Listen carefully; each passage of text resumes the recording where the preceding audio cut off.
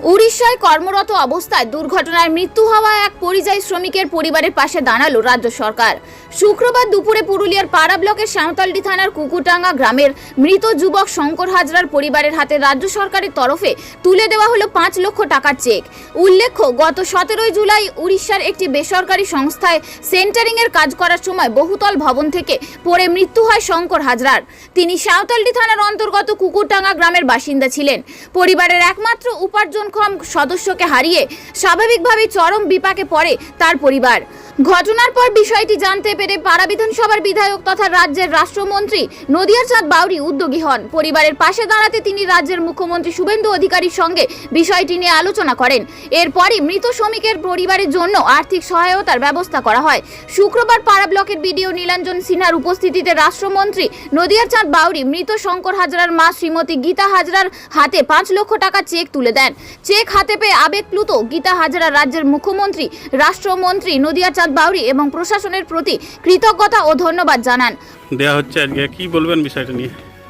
দেখুন, আপনারা জানেন কিছুদিন আগে এই কুকুরটা গ্রামে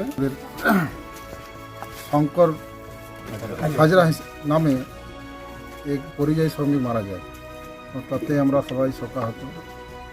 এই ক্ষেত্রে আমরা মাননীয় শুভেন্দু অধিকারীকে, আমাদের প্রিয় মুখ্যমন্ত্রী, ওনাকে আমরা জানাই এবং খুব তাড়াতাড়ির মধ্যে উনি সাড়া দেন এবং আমাকে বলেছেন যে সিএম ফান্ড থেকে আমরা পরিবার পাশে দাঁড়াবো।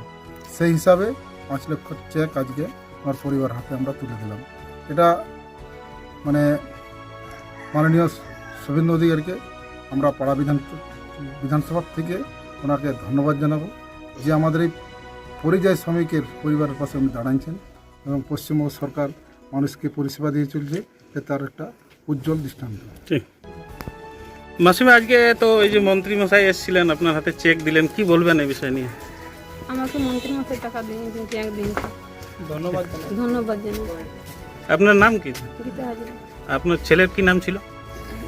শঙ্কর হাজরা। শঙ্কর হাজরা। ও কোথায় কাজ করতে? ওই রায়গড়, উড়িষ্যা। উড়িষ্যা। আমরা রায়গড়ে আমরা বলছি। ঠিক আছে, হ্যাঁ, ধন্যবাদ। ধন্যবাদ।